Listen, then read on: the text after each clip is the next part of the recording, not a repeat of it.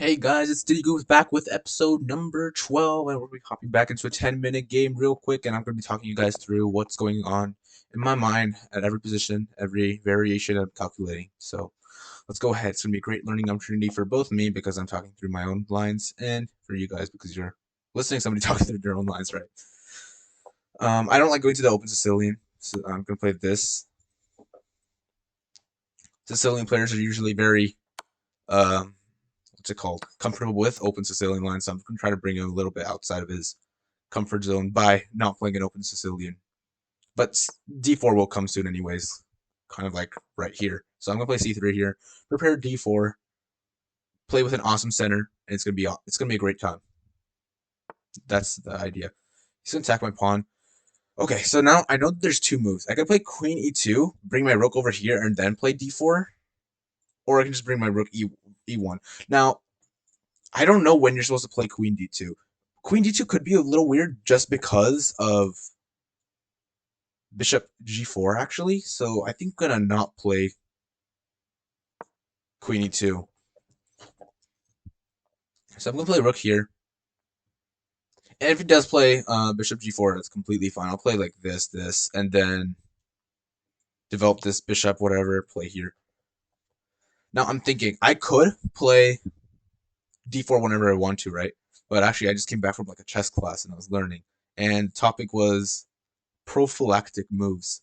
So you got to think about what does your opponent want to do and how do you stop that. Now, our opponent has only one undeveloped piece left. That's his bishop. If he wants to develop his bishop, he really has like one option, which is this. He could go here, but it's blocked by his own piece right now, so I don't know if that's the best idea. He could go here, but really doesn't do anything. It's just looking back again at that same pawn. You go here, but this just looks really weird. So I'm gonna play h3, and I feel like I'm taking away all the or the remaining good square from his bishop. Of course, he can't go here either because we just take. So these squares are taken away, and now I'm gonna play d4 because I can play d4 whenever I want to. Now I have a better center, I think. So it's easier to play as white probably. Bigger center, bigger center. Yeah, I've got the pawns in the center. My pieces still need to be developed, but it's all right. It's all right. Okay. So rook here, very interesting because that means that this bishop can't move yet. So I'll probably end up playing like something like this and then like bring my bishop over. But for now, I was thinking maybe like, do we have this move because it's attacking both this and this? But he has queen here and queen here, so I don't think it's actually doing anything. So I'm just gonna keep developing my pieces like a good boy. And yeah, let's go ahead and do that. Also, if you ever play something like d5, because it looks like that could come at any time, I'm not gonna take because if I do take, he's gonna take back, and I have an isolated pawn, and I kind of fix this pawn back into the center, so I don't want to do that. If if we don't do anything and he takes, then yeah, we have an isolated pawn, but he also has an isolated pawn that's probably a little bit weaker. But the best thing I think would probably just be like playing forward. His knight gets pushed back, maybe probably here. This bishop is blocked, and it's not like the knight can come here. So it looks pretty good for me. Queen c7. What is that preparing? Maybe he's trying to play like this. But if he ends up playing e5, right? I'm gonna take. He takes, and he has an isolated pawn, and I don't because these are kind of defending themselves. So I'm fine with that. Maybe it's time to start like play b3 and get this game bishop into the game. It'll probably go like here, I guess, and then go back here if he plays something like knight h5. Because I do want to develop this bishop, and right now it is defending this pawn, so we have to move this pawn over. So let's go ahead and do that. That seems good enough. Ooh, what if he plays c5?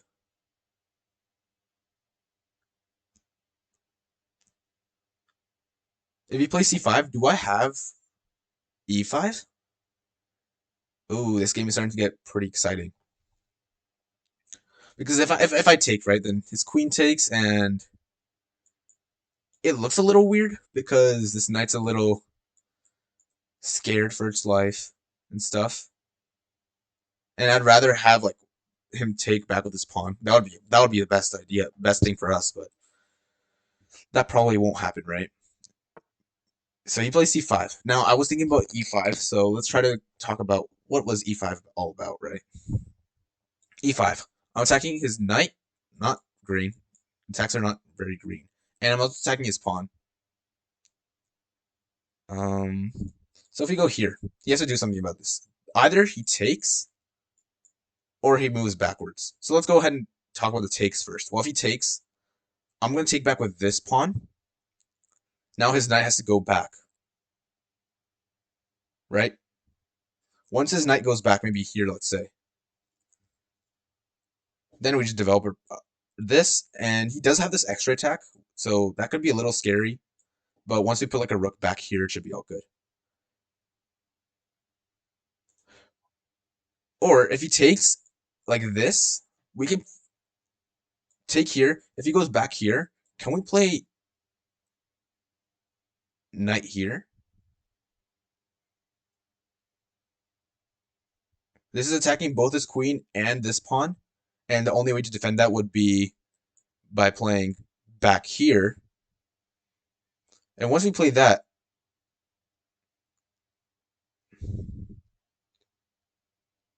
his pieces don't look very great, I guess. He is the isolated pawn, as I was mentioning earlier.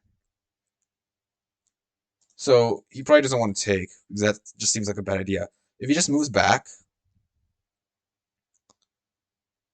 what can I do? Do I just play still here?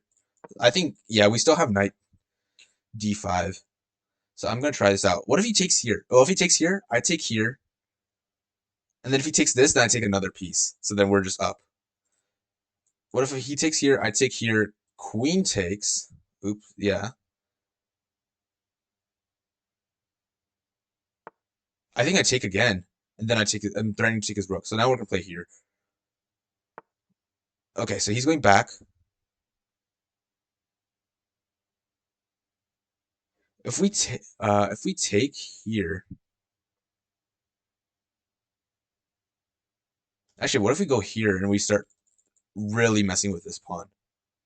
Let's try this out. We really want to get this pawn.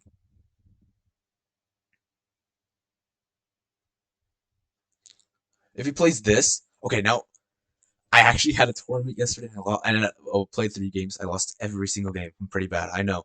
But a very similar position came out, and I think it was like this very similar opening. He played here. I was thinking, can you play check here? I think you play check here. Because if he takes, then you have pawn takes f6, and then you have a double attack. And then you're going to be winning a piece. So we're going to try this out.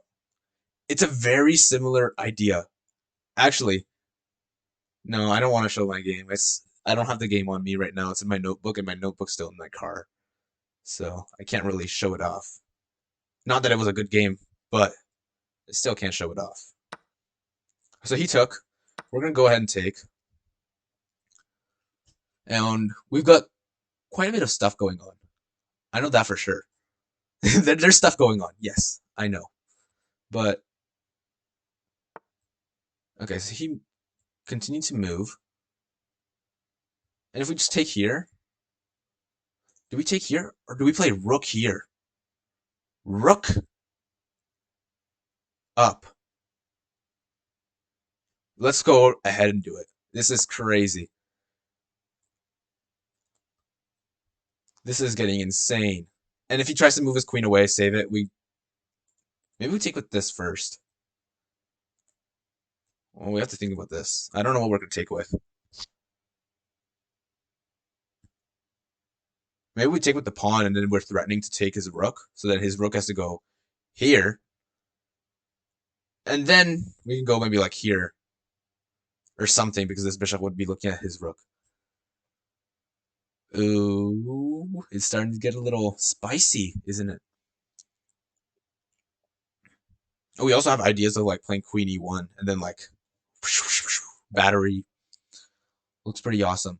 But right now, if he doesn't want to do all that, if he was gonna Okay, he is gonna do it. This is insane.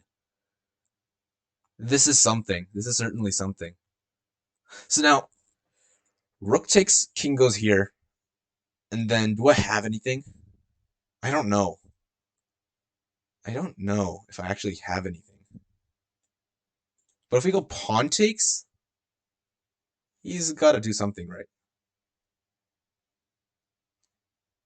What if he just plays rook here, though?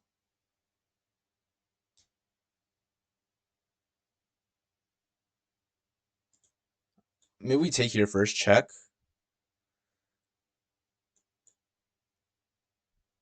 He backs up and then he has rook again.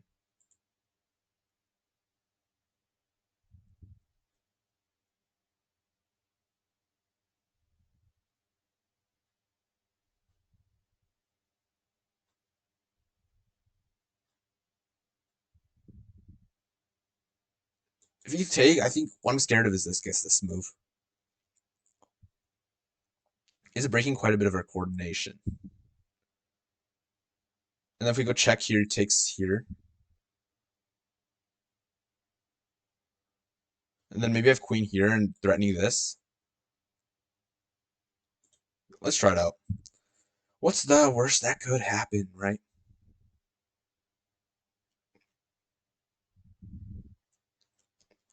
We're here to play some fun chess, not like the, well, not like some boring stuff, right?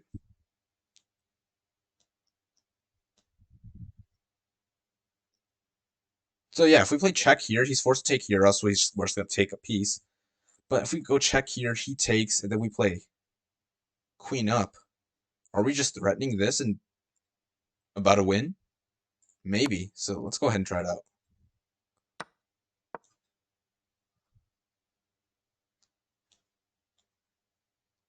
This is where chess gets interesting because I don't know what's going on. I'm going to be honest with you guys. I'm not exactly sure who is winning, but I will say I have a rook on his 8th file. I've got a bishop and a queen lined up at his king. My knight could maybe jump in eventually. And his bishop on c8 is looking at a horse. His rook on b8 is looking at a bishop that's looking at a horse. And his king is running for his life from our rook on the 8th file. So it does look like we have some sort of winning attack. But I don't know for sure if it's winning. But it does look like a winning attack. Now, I did not get this far into my game against the lady yesterday. In fact, I did not even get close because I missed the knight takes e7 move. Or actually, no, I missed the bishop g5 move in the very beginning. So I didn't even get this far. But I looked at the game afterwards with an engine, and I feel like it was a very, very similar position. It was from the same opening. We had like the pawn here, and we had like the idea of maybe going e6 eventually. We had all that stuff. So it looks very similar. We had the knight on d5. We had a pawn here. Our bishop did come here. We did have everything, it feels like.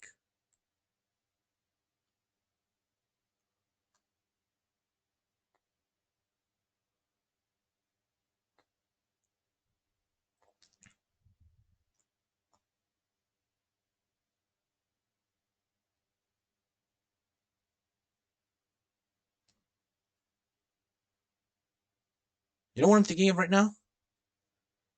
G4. Oh, well, not that's G4. If he takes, we check. He goes here, checkmate. If he wants to stop checkmate, he's gonna have to do something. And that something might just be going back. But then we have check, he goes here, check, he goes here. And then there's gotta be checkmate somewhere, right? If he's coming that far up. So I'm gonna try it. I'm gonna sack a rook, or it's not sack a rook, sack a knight.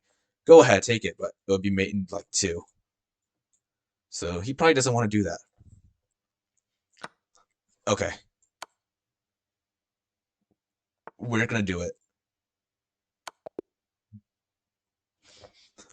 1914, guys. The engine right now does say 0 mistakes, 0 blunders, and 0 missed wins. So I'm really proud of this. In fact, I'm probably gonna like send this over to like one of my coaches or something because this was an insane game. This is something else. Anyways, as we got to do with every single game, we gotta hop into the analysis, make sure that we actually played it properly. And what is this? What is this? It was like good, and then all of a sudden he blunders to +5, and then we just keep it on. Looks very good. Yeah, we had 0 mistakes, 0 blunders, 0 miswins. We had 2 inaccuracies, so maybe we could go ahead and fix those. But we got 3 great wins, or great moves. So all theory, all theory. I castle. He goes here. We're gonna play c3. Okay, it wants you to play e5, which is really weird to me because okay, if he takes, obviously, I don't think that's good for him because we'll take back and he has double isolated pawns. I would probably yeah, I guess he would just play here, and now he's starting to take again. But he isn't actually starting to take because if he does take, then we take here. No, but he wins a free pawn, so maybe it's not the best idea. So we want to play rook e1. I don't know what this is gonna do. It likes this for him. Knight h6. I guess he can't develop here. Develop here. If he plays something weird like this, I think we just play e6. Oh, yeah, e6 is playable, but e takes d6, and then oh, so now we're actually threatening this. Oh, I see. So if you play something like knight h6, now we take here and the queen goes here, and he does have the double pawns, so it's like +1-ish almost. There we go. There's a +1. That's interesting. So I didn't even see that pin. I guess that's the idea. Now that's how I think maybe bishop e6. That's why the ancient's suggesting this. It looks like a really weird move, but it's stopping that pin. So now when we take, you can take back with this pawn. Now d3, and he can never take this because then he has the pawn weaknesses, and I guess knight h6 he wants to castle, so let's just get out of here. But I don't know. It just looks like it's just regular play because you can't really force him to take, and if you take, then you're kind of giving up any idea that you had. So I don't know. I don't know what's exactly a knight g5. Whoa, knight g5. If he moves his bishop again, then same idea. It says bishop g4, but maybe against bishop g4 you just play this. F3, yep, F3 makes sense. And then if he goes here, then you play here. You can play g4 and this is just trapped. It's saying king h1, which is really weird. I don't know why. I've got no clue why. But I'd probably just play this and we're just winning a piece. And then of course if he goes back, he just gave us a free move. Then we have e takes, and then he has to take back with his queen. Or but because if he doesn't take with his queen, then he's just losing a pawn because here, here. Oh, well, if he doesn't take with the queen, here, here, check. And his king is never going to be able to castle. So I guess that's what the threat is. That's what the threat is. Oh, okay. That's what the threat is. That's why we played knight g4. I didn't see it at first. I was like, okay, you can take it, then what? But then you have again this idea. So this is some interesting stuff. And if he castles, yeah, I think you're just giving up a pawn now. Or you're making a big weakness. Yeah, because then you take here. And if he takes with this, you do give up a pawn. But actually, this is really weird because open file for a rook, so maybe this is good for him. And actually, the Indians agreeing. Queen h4, rook coming in, knight here, bishop here. There's a lot of stuff going on. So maybe this is not the best idea. Oh, you play here first. So we took one of our undeveloped pieces, traded off for a piece that could actually join the attack, and then now maybe we go here.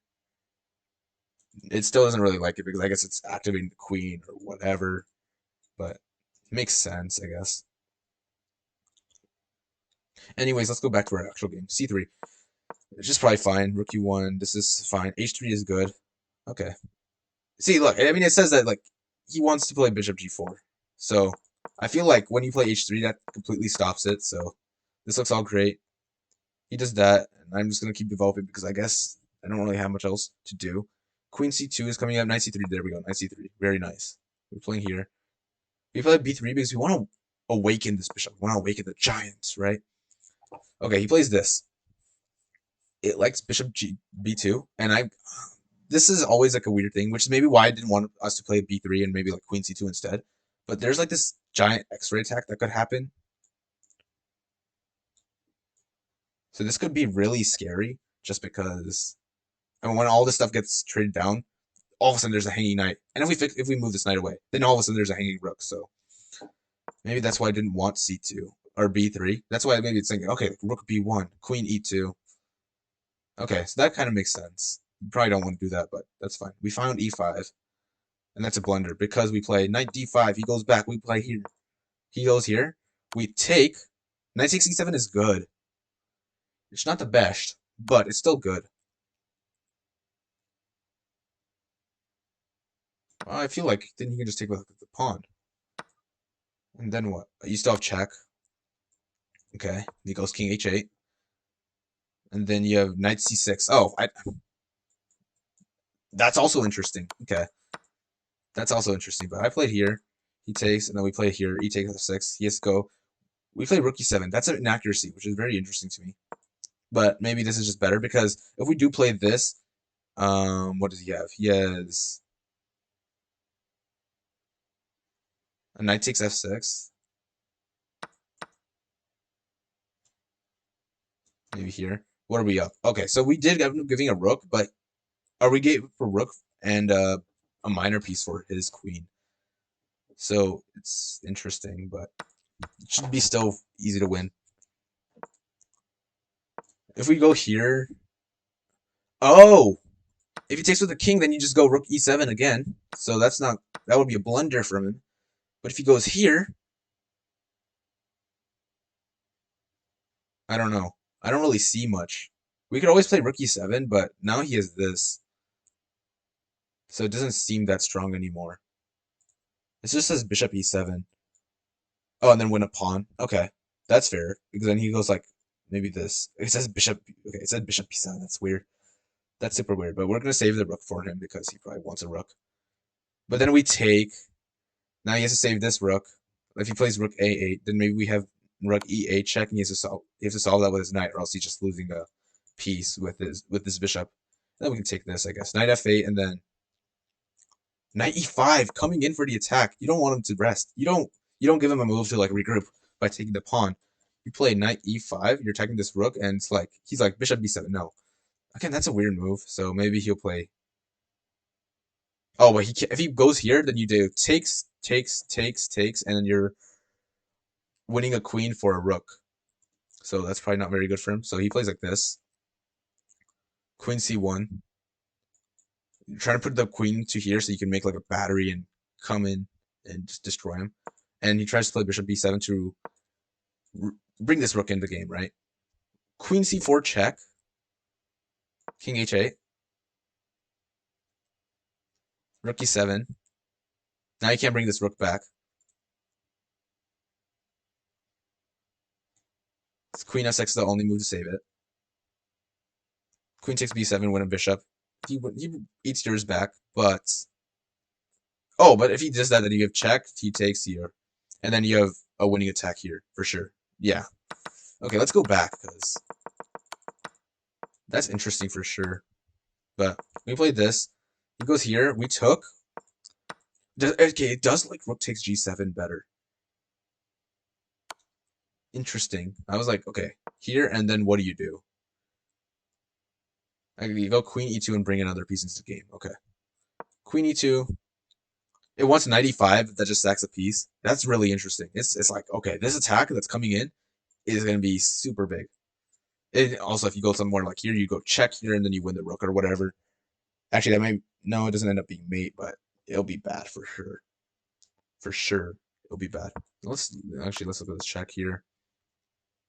Now it says queen e7, and then yeah, power through, and there's no way to save this. So yeah, you're gonna lose.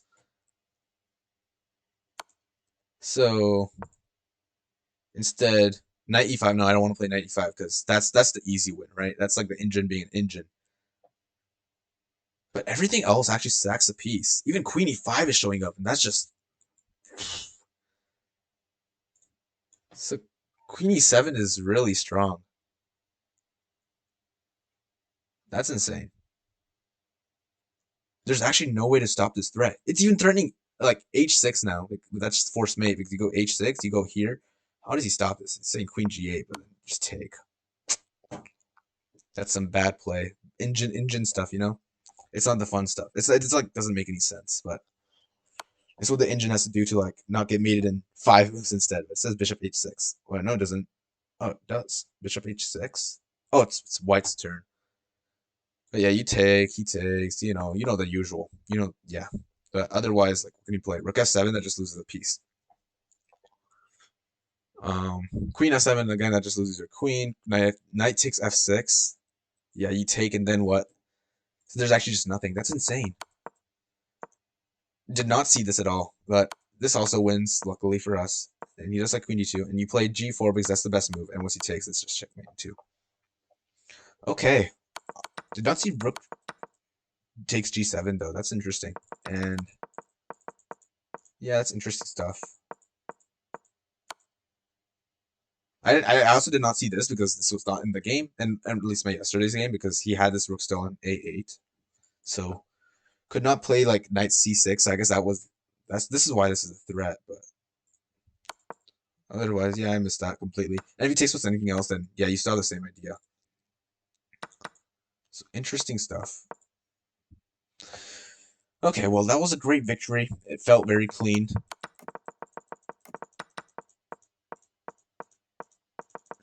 I mean, we just came in like a wrecking ball. Yeah, it felt really good. So it's nice to be back. And we're 1914, so that means that we can lose a game before we drop under 1900. So we've got a bit of a buffer. Anyways, I think that's the end for this episode. Uh, Shorter game. Actually, that's not even true. It was not a shorter game because we actually still spent a lot of time. So I thought for some reason it was a shorter game, but we spent a lot of time on the analysis, looking into some other lines because those lines were pretty interesting. But other than that, I don't think there's much else to this game. So I'm gonna end the video here, and I'll see you guys next time as 1914. Bye bye.